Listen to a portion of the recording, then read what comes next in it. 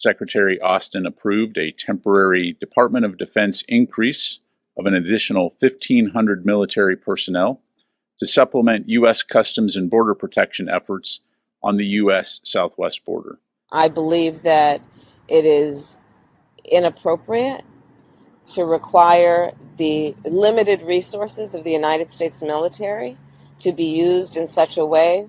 It is my testimony that the border is secure, and we are working every day, day and night, to increase its security.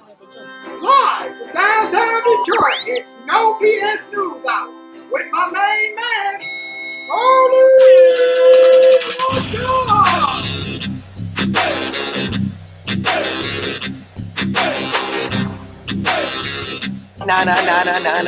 No bullshit!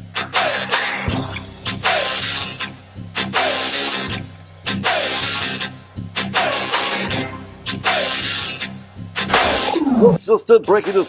No more bullshit. No more bullshit. That is just so fraudulent. The Secretary of Homeland Security, Alejandro Mayorkas, saying the border is secure. That is insane. Title 42, the COVID era policy begun under Trump, where all asylum seekers have to wait in Mexico because it's a public health crisis. That thing now expires tonight, midnight, and they're here. They've been here. We're setting records. We set a record last year. This year's breaking last year's record. We have a tidal wave of humanity. You guys, we got some video from yesterday, and we've got Poncho Ortiz of Breitbart. He's working. He's graciously agreed to join us, and he's in Brownsville across from Matamoros. But I got these yesterday from some friends. Mark, can you roll those for me? And if you're listening, we'll just describe it to you. That's the Rio Grande, and this is shot from Mexico. And what do you see in there? A dozen, 20 people made the banks of the United States. And in the upper right-hand corner, I don't know if you can see it, Karen, in red, right where Mark's got the cursor, that's National Guard. Oh, wow. And they're not doing anything. And there's the barbed wire right there on the other side. So, yeah. So up on the bluff, there's barbed wire, and behind that is the National Guard. So the point here is a wall doesn't work, because once you touch that bluff, whether there's barbed wire or not, that's American soil. You're here. So I've been called, they got a new thing today that they're talking about, the Biden administration, where if you're a family, you're coming in. And we'll see some more pictures of that in a moment. But if you're a single adult,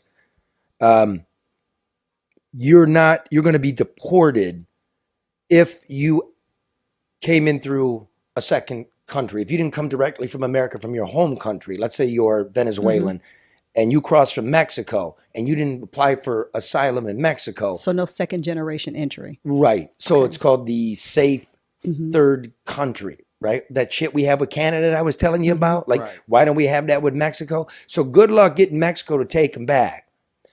We're going to have to actually bring them in, process them, issue them a deportation order, and then fly them home. Now, Mark, play some more of this. We'll ask Poncho. He knows better than I do. But when I was down there, and we'll play that later, how easy this is. There's got easily 500,000 people on the border or on their way towards it as we speak. 500,000. They're anticipating 20,000 people a day. We can see. This must be looking at Mexico again, because those look like American trucks. There's the barbed wire, I believe. So what does all this mean, Charlie? What is that? 100 people? What is it? Yeah, I mean, when people see this and they hear it, okay, what does this mean? What does this mean for the average American when we're sitting back watching this? When people say, "So what? What is it? What difference does it make?" Well, look, they don't have money. Right. A lot of them don't have education. They're going to need food. They're going to need housing. Yep. They're going to need shelter. This medical care. We're already broke. And I don't care what the New York Times says, because they don't get off their asses. They're not out there. Like, if you really want to tell me that this is because of the pandemic really hit Latin America hard, or violence there, or a recession, this was caused by the words uttered from the White House. It started with Obama. The first wave was, remember DACA, the Deferred That's kids The that were Dreamers. raised here, and they are citizens, in my opinion. But when he said amnesty for them, everybody throughout the hemisphere hears amnesty, period. Boom. That begins it. When Biden says he's going to get rid of the remain in Mexico, he's going to get rid of Title 42, don't blame the cartels. Because if you go actually talk to human beings that are making this journey, and I'll say it again, I would. I'm not happy about this, but I would do. They're hearing it's open. Right. That's unsophisticated governance. But I wanted you to just clarify that a little bit, because the last major thing where people seem to be so concerned was when Trump was talking about building a wall, keeping them out. What does that mean? So as we hear, Biden throw out these spurts, oh, this is, the border secure, or this is what does that mean? So that's what I wanted you just to clarify. So when people hear that, there is some point of clarity, for lack of another word, of what's happening and the impact that it can and will have on this country. And we'll get to Poncho because he'll be there, but like the tons of fentanyl coming in. Mark, play some more of those, please. When you see groups like this, when you see that's easily a few hundred.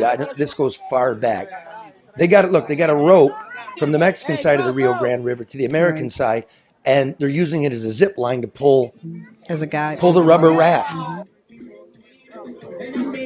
It looked like a Grateful Dead show here. Look, everybody got tents and barbecuing. They're prepared. Guys walking around selling cigarettes. The shoes are clean. Everybody's got a smartphone. Some people are wearing designer jeans. There's a guy with the cigarettes. Entrepreneur, you're going to like that guy. We can use guys like that. Look at all the kids. Lots of kids. The surest way to do, if you're listening throughout the world, the surest way to do this is bring your kids, because we are letting you in. It's 100% guaranteed. Wow. And there's the Mexican federal immigration agents, just parked. They're not even armed.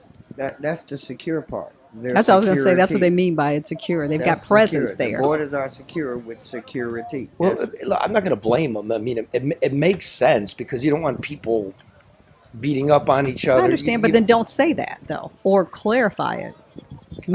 Be specific. Be accurate. Be honest. We have a presence there. Look at that.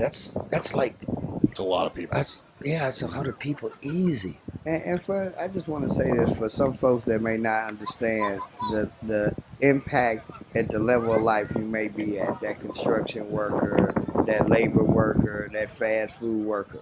When this kind of flood is happening, they get jobs. They end up taking job positions, and a lot of dollars are being made that come out of your pocket. Those positions open for you because they'll work a little cheaper so they can survive. Like you said, they coming over here with no money, You owe the barely cartel. educated. They help each other out, which, you're going to do the human thing, but it does make an economical impact on the lower levels when it's a flood like this, because that's jobs that's going to be lost. But are they lost though, Red? I mean, we've been talking about so many entry-level positions that have not been occupied. So will they simply fill the positions that other people don't want, which is what we tend to hear? Well, I'll say this. At a time when inflation's running wild and the Federal Reserve is trying to get rid of jobs, they're trying to tamp down the economy, right? And you're going to import more labor at the same time you're trying to get rid of jobs.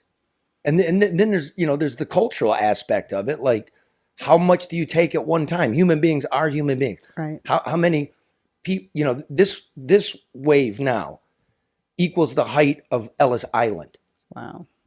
It's a lot. And that was a 62-year period. So this is just, and we don't, 200 terrorists, people on the terror list, they've apprehended this year. Including the guy from Dearborn that they didn't? Yeah, and what happened to him? him? You can't, you knock on the door, he's not there. Like, you just forget about it, yeah. I don't know. I call for orderly immigration. Yeah. Well, they won't do it, though. It's too much. They can't do it. They don't know what to do with it. They caused it, dude. They caused it. They're right. morons. And then you're out there telling me it's secure, right? We're not sending the military. We are sending the military. Get the fuck out of here. You know what the military is? They're Uber. Here, let's go to Poncho Ortiz in Brownsville. Hey, can you hear me, Ponch? Hey, Charlie. Thanks for having me. It's a pleasure man. here. Really, really appreciate you coming on. What are you seeing there, man? Where you at? Well, I'm here at the in Brownsville. I'm right outside of the bus station. Behind me is a parking lot that has been converted into a processing center of sorts.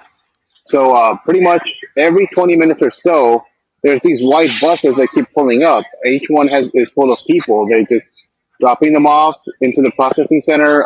They just do a little bit more paperwork, and then they're releasing them into this area. So pretty much all morning long, people have just been walking out here trying to purchase tickets on the next bus out of here, or try to get some food items and so forth. The bus station is full of people right at this point, and people are sleeping in the streets. It's a little bit of a chaos. I mean, the city officials are claiming to be trying to do the best they can to manage the situation, but I grew up in Brownsville. I had never seen something like this. Like, it looks like over your left shoulder, all the way down the avenue against the wall there is is that true? Is it as far as the eye could see?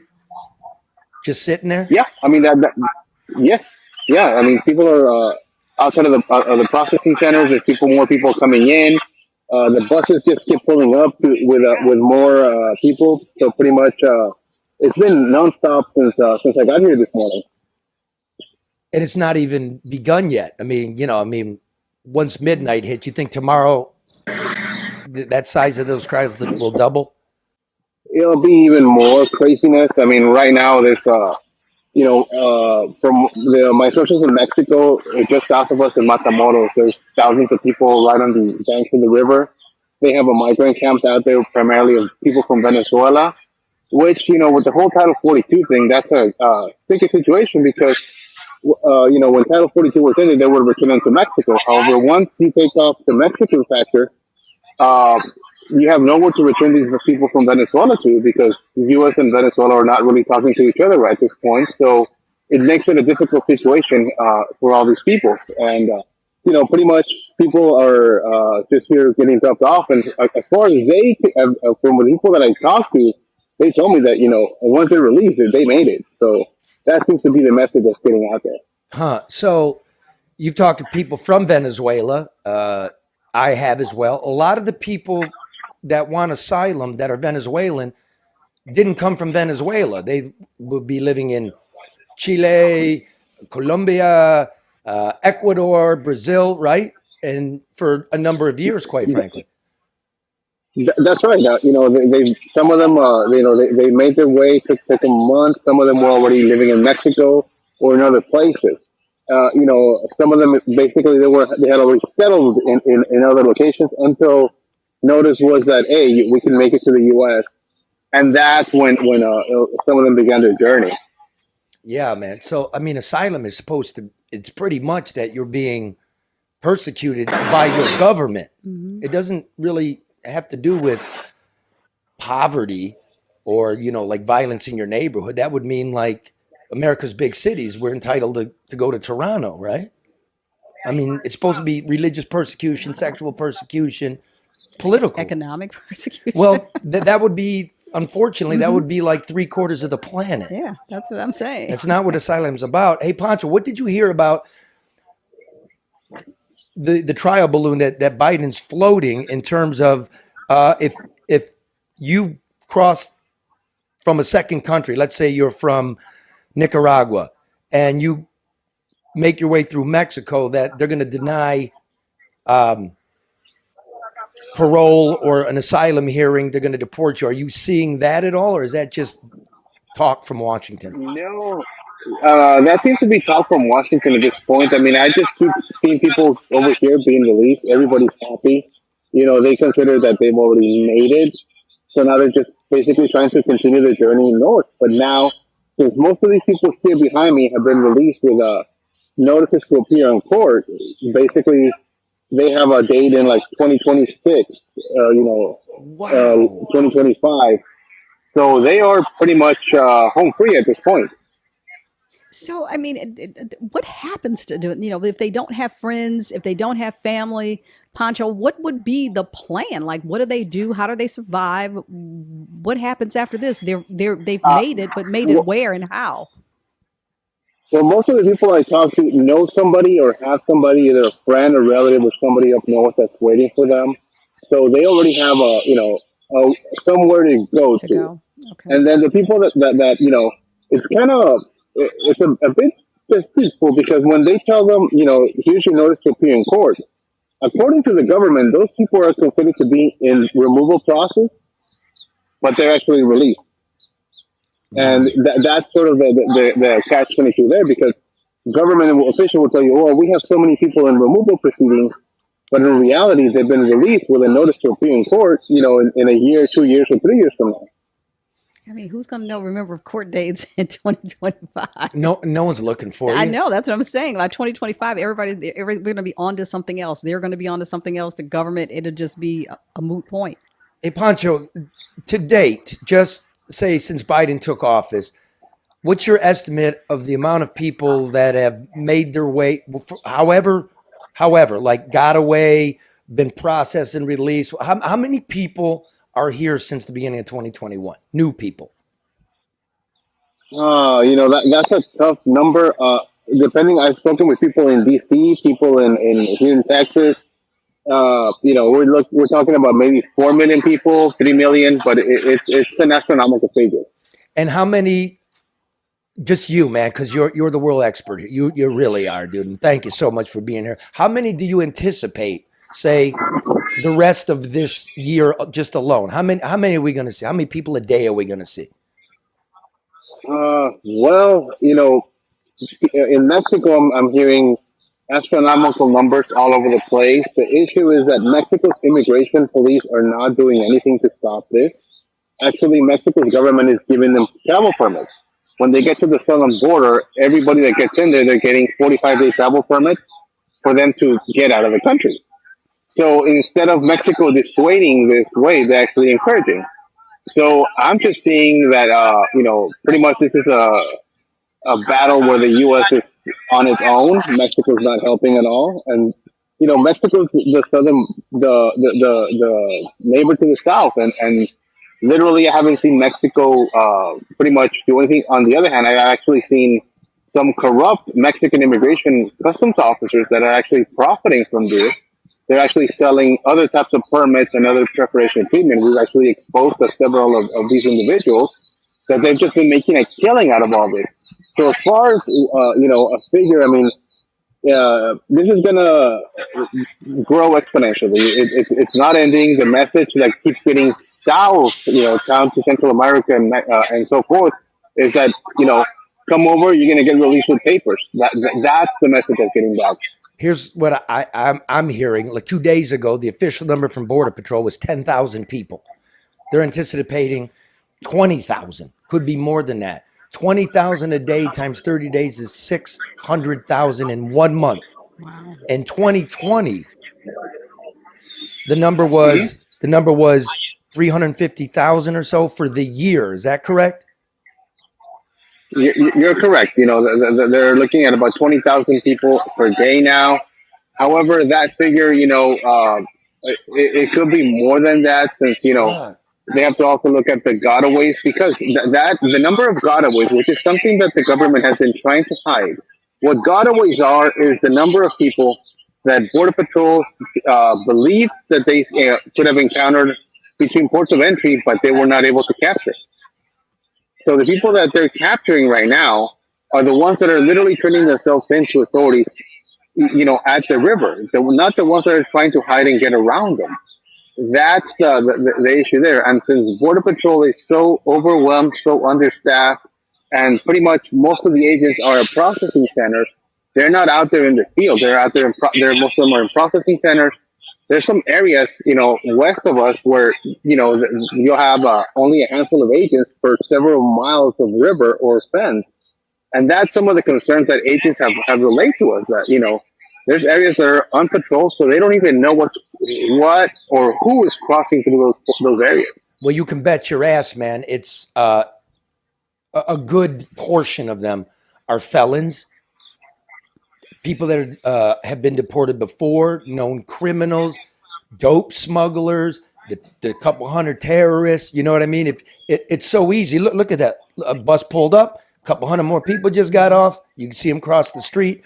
Why wouldn't you do it that way? It's nice and easy. Come into this garage, have a cup of coffee. Here's a paper. Get yourself a hamburger. Get on the bus. Sayonara. So those that they're not even capturing. You got any more of that video, Mark? Just the group getting ready at this by the river. Like if you see that, okay, you can't see it, Poncho. I don't think, but there's a group of 100, 200 people. Once they all go together, that takes all the resources in that sector to process them, line them up, get their names, make sure they're not carrying contraband, weapons. And then you go a mile down and it's wide open. Right, bro? That's how you can smuggle shit in here. That's correct. That's pretty much, and that's actually a strategy that smugglers have been using for a long time. And they're actually taking full advantage of it right now because they know that Border Patrol will rush to an area where you have all these people. They'll start processing them and everything. So about a mile down the river, they can run drug loads, or they can get the people that, the people that have been previously deported, the ones with a criminal record, and so forth. That is where they're going to cross, and they're going to try to avoid being captured. So who's not in charge here? I mean, who should be in charge? Well, and this is something that I say, and this is something that I've heard from officials in D.C., in Mexico City. Officials that, here in Texas, the only ones that really have operational control of the border, which is a phrase that DC likes to use, the only ones that have operational control of the border are actually the cartels. The U.S. government does not have operational control of this border. Okay, listen, this is Poncho Ortiz. He writes for Breitbart. He does his own stuff. Poncho, to me, is the on-the-ground expert in this. He really is. When he's telling you that the cartels run the border, we've capitulated. We're soft and we're stupid, and Mexico's a failed state, and everybody's in the pocket of the cartels. But he said that before when we've talked to him in the past, Charlie. So that's not a new statement. It's a reiteration of what we already know. But we're saying again, isn't it? Yes, it is. It's a reminder. Holy fucking, what a disaster, man. They estimate that a third of females that make this trip get raped. This human trafficking. We lost 85,000 kids, like when it's just kids, right? And we're trying to find their family or a place for them. Border Patrol's got to let them go in 3 days, right? And they give them to the Department of Health and Human Services. And they get sponsors, volunteers. And they only check on them with one phone call. 85,000 kids have been lost. So that completely lost. They're working in slaughterhouses. They're, they're getting abused. So that makes the government guilty of trafficking. Our government is helping the cartels traffic children. Okay, I just want to say that because that's exactly what that is. And again, I got nothing but love for humanity. Like I know I've made this trip a couple times. I know those people. I would do it. I don't think it's right, and I don't like it because just Tuesday here in Detroit, right by the Coney, was Naturalization Day, swearing in people that, worked their 20 years to get this, the hard-earned suit, and they got family. People that work at the Coney have family in Yemen, the poorest country on earth, the one that's actually at war, and they can't get their aunts, their uncles, their parents over here. Everything's been jumped. Yeah, pretty much. It's a saturation at a large rate. It's just coming. It's like pouring a whole cup of water out at once. Well, what, buddy? And we can't, fuckheads in Washington can't even get it together to raise the debt ceiling. I know. That's the whole thing, is that you're burdening an already broken and dysfunctional system. Yeah, because you spoke on the DHS. What can you really expect them to do when it was already a broken system before this? With DHS, what are you talking about? Child and Human Resources. DHS is Department of Homeland Security. I'm Health sorry. and Human Services. Health HHS. and Human Services. Yes. What can you expect them to do when they were already broken? Fake it. That's really, the system didn't work for our kids here as is. It was overloaded, understaffed. It's not inept. Getting paid. It's not. No, it's just inept. I mean, it's not. It doesn't have to be that way. Let's go back to Poncho. Hey, Poncho. Yeah. They're going to bring 1,500 troops. Have you seen them yet? Well, the only ones that I've actually seen out here will be your Texas Guard and your Texas State Troopers that are out here. They're actually on the river trying to hold off people. They've actually put barbed wire on the river, actively trying to do something. As far as the other ones, the National Guard that will be sent down here, they're actually going to do more of a clerical role, trying to help with the processing and stuff. Processing. At the center. Processing, right? Yeah, They're here to drive and process. That's right. They're going to be assisting Border Patrol to basically take care of all these people. Shit. All right. Well, here, dude, you can hang or we'll let you go. I know you got work to do, but you'll stay in touch with us, right? I know you're probably going to stay there tonight. Are you going home to McAllen? What are you doing? I'll be all over the border, because I'm also expecting a jump in traffic in the McAllen area.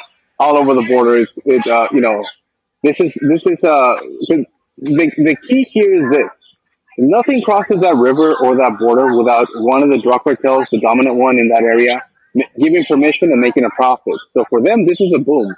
So they're going to be active all over the border. But nobody's watching them either, so it doesn't matter. Like, they are the oversight for all practical purposes. God, they made billions of dollars. The average cost to get over is about $5,000. If you're talking 5 million people, what is that? Is that 25 billion? Is that correct? Yeah. Come on, Mark. Yeah. Well, Charlie, a lot. Just to give you just one little number game here. In the city of Reynosa, to cross from Reynosa to McAllen, Texas, the Gulf Cartel charges, depending on where they're from $300 to $800. Now, multiply that by the number of people that we're seeing here a day, and that just gives you an idea of the profit behind all this. That's just crossing the river. Mm-hmm. That's just the last part. River, not even, not even from where they started the journey or anything. Just to cross that river. Wow. What a debacle, man. Everything's so fucked up. It really is. At every level. That's the bad part about it. There's not even anything good to hold on to in terms of, I mean, it's not. Everybody's slack. Everything's screwed up. Poncho, I wanted to ask you a question because Raul Ortiz, the chief of the U.S. Border Patrol, came out and said, hey, this increase over this past week, this is the surge. After May 11th, we're not going to see this numbers. And I just wanted your opinion on that. Well, the problem is, that's his estimate. The issue is the numbers of people that are in border cities like Matamoros, Reynosa, Laredo, and so forth that keep coming. People are coming. The Mexican government has moved more agents to the southern border to issue those 45-day permits. So, that may be his estimate of the people that are crossing, but he's not looking at the people that are still in the journey, plus also the people that are in Central America making their way north. That's a heavy number of people also. So this is not something that's going to stop, and, we haven't seen the work. We actually just seen the beginning of all this. Man, and we have an agreement with Canada. Mm-hmm. If people are trying to get in the United States from Canada, no, you got to take them back, and vice versa. If they're trying to get in Canada from the United States, they got there first, bro. We don't have such an agreement with Mexico. There's no way to make Mexico take the people back. So as Poncho's saying, if they're from a place that we have hostile relationships with, Cuba, Nicaragua, Venezuela, where are they going? They're going to Chicago. That's where they're going. Right. Which, everybody's declaring that all the sanctuary cities now, it's the state of emergency. We're not sanctuary anymore. Well, do they need sanctuary anymore? I mean, human beings, of course, they need a place. They need a place to. You mean sanctuary designation? You're right, because when they coming in anyway. So what sanctuary do they need now as far as being a sanctuary city safe from being deported? It don't seem like nobody's going to get deported. But if there's no processing, no paperwork, who knows who's right? Unless they, try to apply for something somewhere and you realize that there hasn't been any formal validation of their entry, who knows who's here? And don't try to stop me now, be asking for papers. That's not the American way. So, that's called a driver's license. You get pulled over. It's a paperwork. Yeah, that's if you're driving. But if I'm walking down the street, you're not entitled to. Right. All right, Poncho, brother. Good luck there, man. I'll call you later tonight. See what the hell's happening. Thank you. It's been a pleasure. Thanks Yeah, for man. having me, Charlie. Thank you, dude. Poncho Ortiz. Thank you. Man. All right. Let me take care of some business here. You got Luke Nowacki lined up there? I should have told you that, but I just love that bit. I don't. We'll start doing it while I tell you about it. Can you do it? Yeah. I was talking to Luke Nowacki at Pinnacle Wealth, 248-663-4748, just about the inflation numbers, like what he saw with inflation. Goes, it's terrible. I mean, it didn't move. And okay, it was 9% at its peak, but it's still 5 years higher than it was last year, 5% higher than last year. And last year was 7% higher than the year before. And it's not getting better. And the feds are going to keep raising interest rates in order They keep easing them up. right, to push down wages, to push down work, put people out on their ass so they don't have money to spend. And then we got a lot of people coming in. And Mark's got it. He's inserting. I do think the video fits now after that uplifting Go on. message. Yeah. Message of Uplift is brought to you by business and personal wealth advisor Luke Nowacki, who reminds you that what does it profit a man to gain the whole world but never enter the kingdom of God? But while you're waiting, Nowacki wants you to remember that overreaction is not a sound financial strategy. So call Luke Nowacki at 248-663-4748 for sound financial advice. The spring buying season's here, so home inventory is on the rise and rates have leveled off and at their lowest they've been in months. So if you think, yes, do it. I think the feds have held on their rate increases. So if you think it might be time to buy, the first call you need to make is Hall Financial. They have a ton of great programs right now that can save you money off your rate and even help with down payment assistance. Look at that one.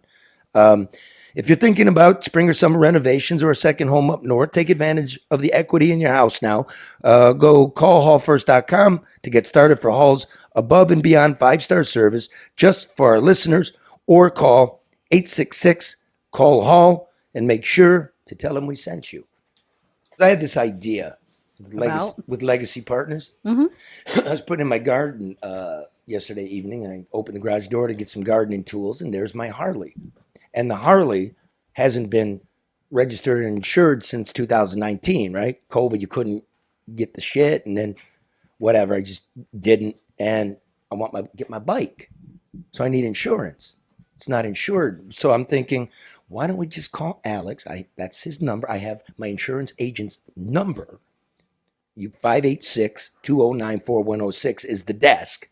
586-209-4106, Legacy Partners. But you have the personal number. Yeah, he'll give it to you too. This is how you get him. I'm not going to put it out. I believe it. He called me back on a Saturday. That shocked me. I'm going to give him a Why don't challenge. you text him? No, because that's not good radio. No, to let him know that you're going to call him so he can clear. Oh, there he is. Okay. Yeah. Hey, Alex, it's Charlie. Oh, here, let me put you on speaker. How you doing, brother? Good about yourself. I'm real good. Can you hear him? Yes, I can. Hey, listen. Now we got about a half hour left in the show. I'm gonna put you to the challenge here. Okay. Awesome. Okay. I've got an '81 Harley Davidson Sportster. I need insurance on it, and I need a quote, the best quote, and I need it in a half hour. Can you do it? Got it right now. I'll call you back. Okay, you got it right now. All right. So this is Byron and I went down to the border, Eagle Pass, and on the other side is Piedras Negras, Black Rock, and we just wanted to show you how easy this is, like the process of like coming in, what you're going to be seeing over the next couple of days. We smuggled ourselves in, see if we were going to get deported. Let's roll that.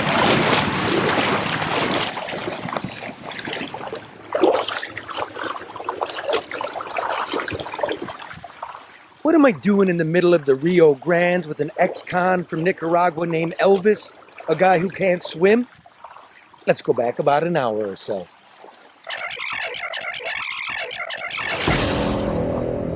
This is where the smugglers live, and the migrants who've been deported for whatever reason. And when they're deported, they come back and they end up in this no man's hellhole.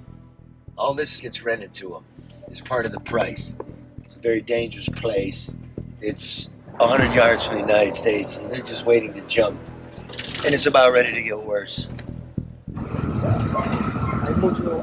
Elvis Moses Moncada stands on a bluff staring greedily into America. He describes himself as an out-of-work laborer who served 5 years in the federal pen for sedition against the Ortega regime. Thus, he says, he is a political refugee. ¿Por qué no México? México is difficult for paper. I see. 2 years, 3 years. So he knows that the papers are difficult to get here and there's not a lot of work. It's easier to be there. The papers are difficult, but they're not putting you on. It's easy to find work. So everybody knows. Dude, this is what he's got left in his life. Today's pesos. Out of money and out of luck, Elvis will have to cross the river himself. The problem is, Elvis can't swim. He watches a group go from the bluff and makes up his mind to go for it. Ahorita? Right now? Right now, he said. We follow. A surly Mexican official tries to stop us. Hey, vámonos para atrás. Vámonos para atrás. Huh? But he has no power. Texas. Texas. I have to go with them, and he has my business. What in there? They will pick me. I will go. This is not correct, my friend. He says that's not correct. That's true. But nothing is correct here. About 2,000 migrants cross in this sector every day of every week. And now, with the expiration of Title 42, the COVID policy of returning asylum seekers to Mexico set to expire, hundreds of thousands more are expected to flood these banks.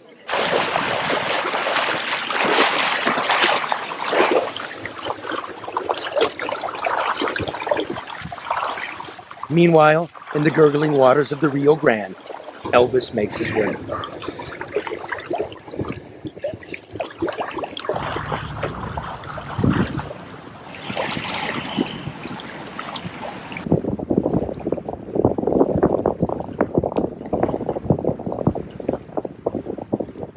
The river's escarpment is lined with concertina wire and garbage from tens of thousands before him. About a quarter mile beyond is a great iron fence, but it's useless.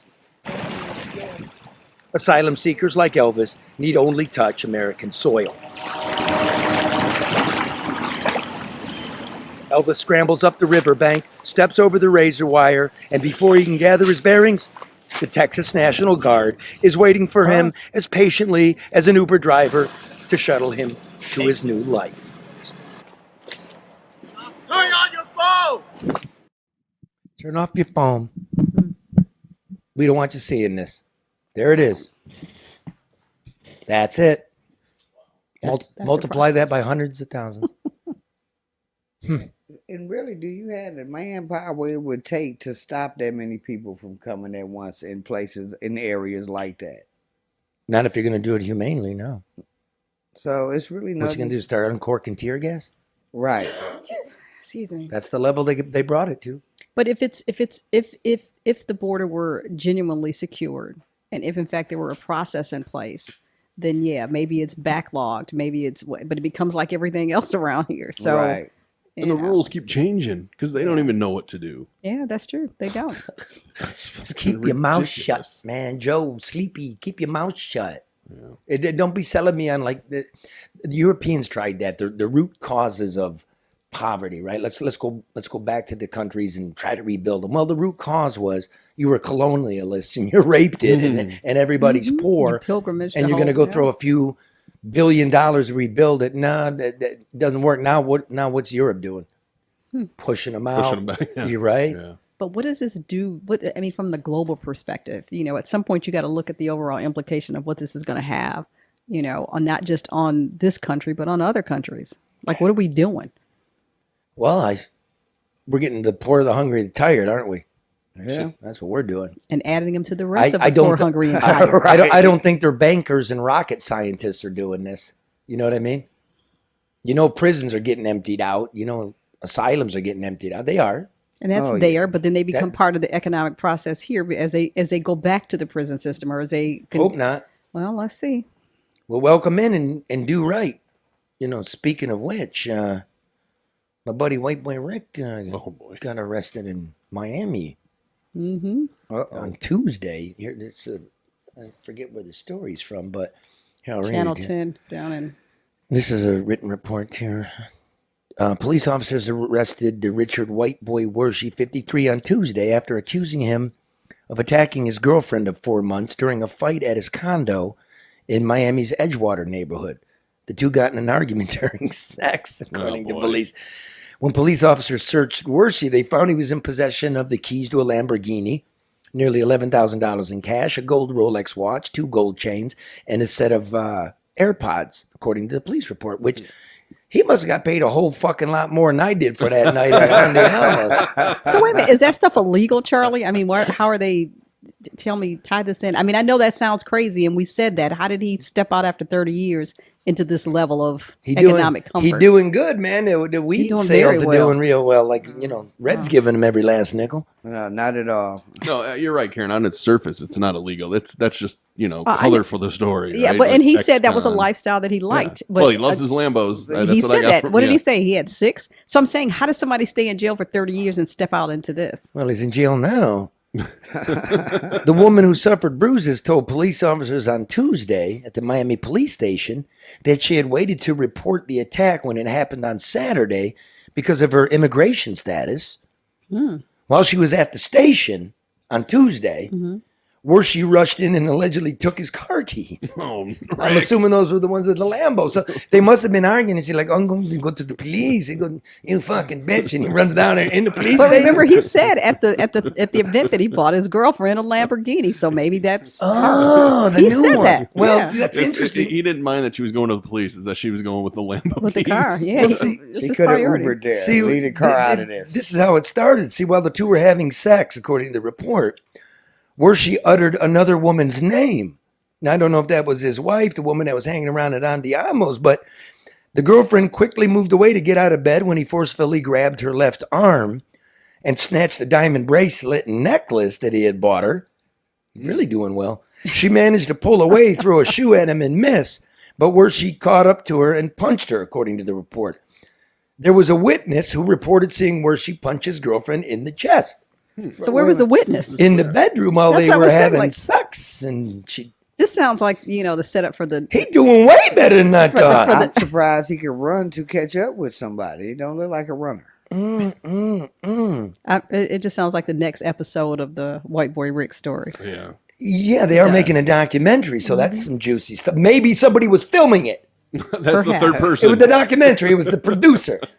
That was the third person, and that's why they reported it. It's a low-level documentary. It's a one-man crew or woman.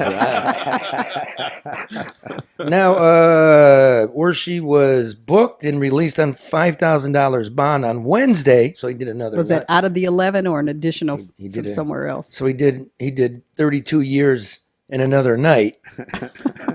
He's faced with charges of robbery by sudden snatching, which is a third-degree felony, and misdemeanor battery charge. But how is it robbery if you gave her a his. gift and then you're taking? No, it's not. If you gave it to her, it's hers. Right, that's where That's why he's it's charged with robbery. Yeah.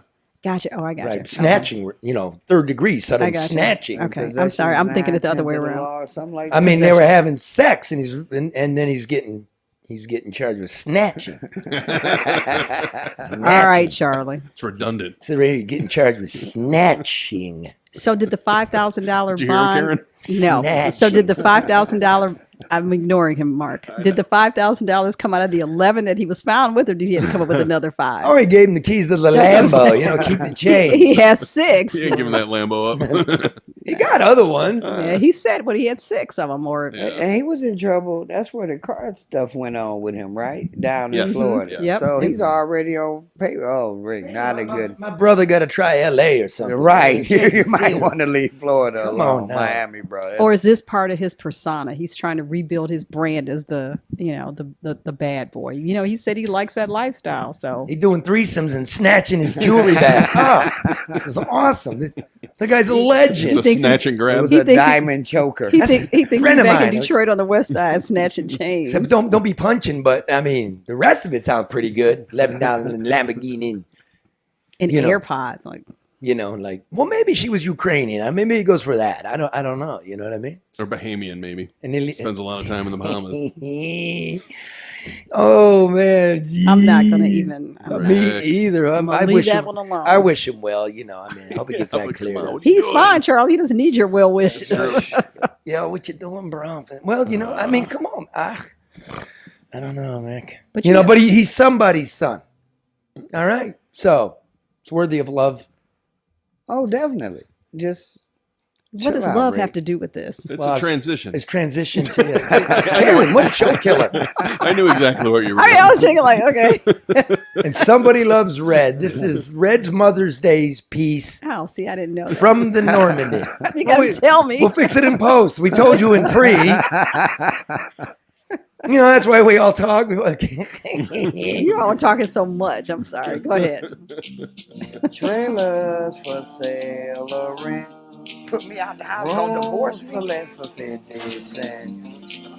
No phone. All I know is what I got. No pet. Started from the bottom now. Ain't got no cigarettes for 2 hours of pushing broom by the 8 by 12 4-bedroom. I'm a man of means by no means.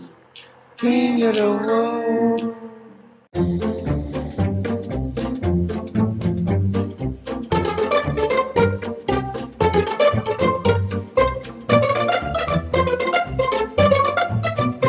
Mary, M-A-R-Y, Lovelace, Lovelace. Okay. The name was fine. It was just a man. He died. Then You go read. into it from there. Yes, ma'am. Did you give me a phone number once? Look at us. Look at that. I've been living here at the Normandy for quite some time now and been doing things around the Normandy and showing the Normandy or whatever. And I want to say I ain't sure am glad to see you young ladies over here doing y'all thing. Yes. Now, can you tell the people exactly who y'all are and what y'all do in the community? Well, we're with Gateway Community Organization, and so we're part of the beautification committee. And so that's our job, to come out and make things look better so that people will want to come and live in our community. And we've been in existence for more than 50 years. Now, we are sitting here with your mom, Miss Dolores. How long have you been a part of the Block Club community? Were you here when it started? Yes, I was with the group to start when they started. Miss Larkin's been a faithful worker. Yeah. Nothing gets her down. She keep going. We're gonna be out this weekend doing stuff in the community. Yes, Keep it the up. Motor City, the Motor City. We're going to plant more flowers. We're going to clean alleys between Oakland and Brush and just make our area better. You ever keep doing things, you know, to help. When we get one side cleaned up, then we'll try to do another side the next time we get Motor City help. Okay. So let me ask you this. Over 50 years, y'all been serving the community. I'm sure all of you ladies have seen changes and different things go on in the neighborhood. How was it when you moved in or as you grew up over here over the 50 years ago? Well, it was just home 50 years ago because everybody watched over one another. We all played together because, again, I was little. The gym was open. We grew up. We learned. Blessed Sacrament had a gym that the kids could go and play in and stuff. Yes, And we had houses that we would congregate in. You know how you would do, and you know. Your mama can whoop my kid. I can whoop their kid. You can't do that now. Say the Block of Whooper program. I was a part of one of those too. Yeah, we had those pants that say, and you know to be quiet. That's right. That's right. So I take it all of you ladies, young ladies, have raised children over here. Mother's Day is coming up. Yes. Already got my flowers already.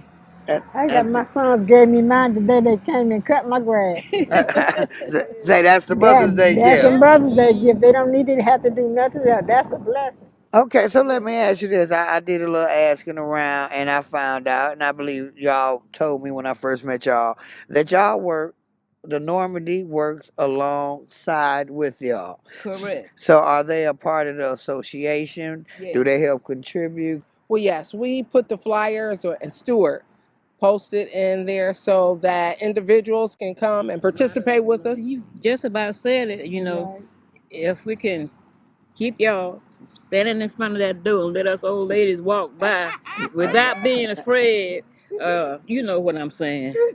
Y'all just stand in front of there and we had to go out in the street. We're gonna get hit by a bus one day. Do you feel that a lot of the tenants at the Normandy are pretty much respectful to the Yes. neighbors in the Yes, they neighborhood? are. Never had no problem with them. We do know that this Saturday, May 13th, is Motor City Match. Y'all will be working on cleaning up the alleyways. Where are those alleyways again, so people know? Rosedale and Inglewood, between Oakland and Brush. So y'all gonna get out there in the alleys, make sure the trash up, the debris and whatnot. Now, when it's not Motor City Match, how often do y'all maintenance the garden signs that are around the community? Well, we strategize The three of us will check it and see if the paper, debris. I only found one whiskey bottle this time, but before they used to be just throw them in there. Now they recognize and don't do that anymore. And the flowers and the paint and the signs, do this all come out of you young ladies' pockets? Do y'all get any funding, or is it just something y'all do out of love, out of your own pocket? A lot of it is love, but we're also trying, 98, but we're trying to also encourage young people, middle-aged people, even older people, you know, how to write grants and what have you. Come on out, help us, join us. If you want to get in touch with any of these beautiful young ladies to volunteer your time, help out, like they said, sometimes you just need a person that can write a grant or whatever. These are mothers of the community trying to help keep the community safe, clean. And their children. Right. So, and that's the unselfishness of mothers. It's Mother's Day coming up, so think about that. If you want to reach out to these young ladies, you can Google them, the Old North End Gateway Community Organization, Inc. If you, again, Old North End Gateway Community Organization, reach out to these young ladies. Everybody need a little help. The city, I guess the city gonna do what they gonna do, right? We ain't gonna start that. But is there anything y'all like to say to the mothers for Mother's Day before we get out of here? Happy Mother's Day, all you beautiful ladies. Means by no means king of the road. I like that. I noticed how she wouldn't let you go, Red. So did she give you her number, or did she remember that she had yours? No. The Red she was speaking on, I guess, is a handyman around the neighborhood, had given her a number to do some work or whatnot. Mm-hmm. But they was all sweet. I loved that it. was I had a nice good piece. time with them, and they all from there been over there, and they trying to keep it together. We didn't show it because we kind of putting it together, but I asked them about J.P. Morgan. Chase is over there because it's on right next door. Did they come down to that end and offer them any of the community funds to help bring the neighborhood back? And they said no. Everything they do is pretty much them. Way to end that on a high note, man. But no, I'm just saying. But that's a reality, though, Charlie. I mean, because when you talk about native Detroiters trying to hold on to what they have, that's part of it. Those dollars go to where they want it to go to attract and retain new residents, and forgetting about the people who've been here. And my only point is to that, not to be on a down note, is 101 Detroiters around doing just that, and they do it out of love. And they do it for the love of the city. And you don't lift a goddamn finger, do you? Well, I will actually be going out Saturday morning with them. I said Motor City matching the piece. Motor City Makeover. Motor City Makeover. So Saturday morning, they're doing theirs between 9 a.m. and 12. Me and my brother will actually be going out with and helping them. We told them we will be out there Saturday. So, lovely. Now, yes. Now, I can call my favorite old lady my old lady. Hey, Ma, you there? Yes, I am. How are you? And you're correct. I am old. Yeah, you're ancient. She's not old. Oh, she's ancient. She's Yes, a I am. lizard. No, you're not old. You're seasoned. You're not old. My mother's so old that her middle name is Charlie. I don't mind the term old. I think you earn it, and it's great. Not one that bothers me. What you doing? Except when I cramp up in the garden. Are you in the garden?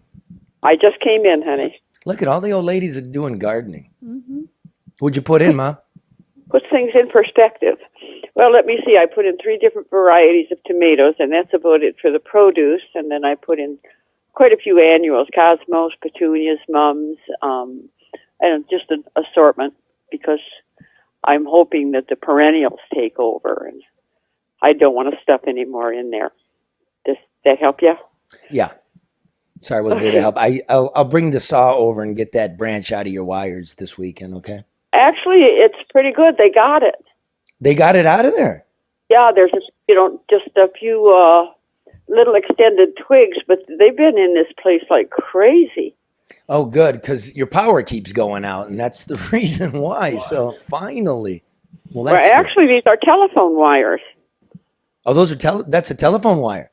Yeah, it's absolutely bizarre. There's so many you can't tell. But yeah, they're phone wires. No, that one over your garage, Mom. That's your power. I know that one. No, that's cleared. Okay, good. So it's good. All right. Well, what are you doing for Mother's Day? Gardening. Are you having all your kids and their families over? Nope. In fact, I debated the garden or the art institute, and I don't know. It just depends if somebody stops in, honey. And if they stop in and I'm in the garden, I'm here. And if they stop in, I'm not. I'm at the art institute. Well, that's not helping because I'm trying to avoid them. So I'm trying to get in there. I understand that. Give you some chocolates. Oh, hey, Mom. Last thing here. We were just looking up some taxes and stuff, right? Just because there's like property taxes, because there's some ne'er-do-wells here in the city that have big jobs that don't seem to be paying their fair share. So I was like, let me just check my mom, see what my mom's paying. Seems reasonable, I guess. But Billy's on the deed now. What's going on there? Are you giving the house to Billy? Son. Hear me? What'd you say? I said I'm having difficulty understanding your words. That's how you do it. Not that I just messing around, Mom. Oh, that comes with old age too. Yeah. I love you, and I'll see you this weekend. If you need anything, call. I shall, honey, and nice to hear your voice. You too. Bye. Be well. Bye-bye. Oh, your mom sounds so sweet. My mom's the She sounds like she didn't take any crap, though, at all. The only bad thing you can say about my mom is her taste in men. Well, me and my brother, we got 2 different dads, and we were drinking. We called her, and I said, "Hey, Mom, who was better looking, my dad or Frankie's dad?" And she goes, "Your dad." I can look at Frankie and I go, "Ma, who fucked better?" Charlie. Now, why are you going to kill a nice, innocent Mother's Day moment? How do you think you become a mother, Karen? But you don't have. Anyway, what's next, Mark? Fix that in post, please. Let's get out of here. But let me call. Let's call Alec back. See if he got me about a your quote. Yeah, let's see if he's got it. Oh my God. What was it? About a half hour? Yeah. Oh, yeah.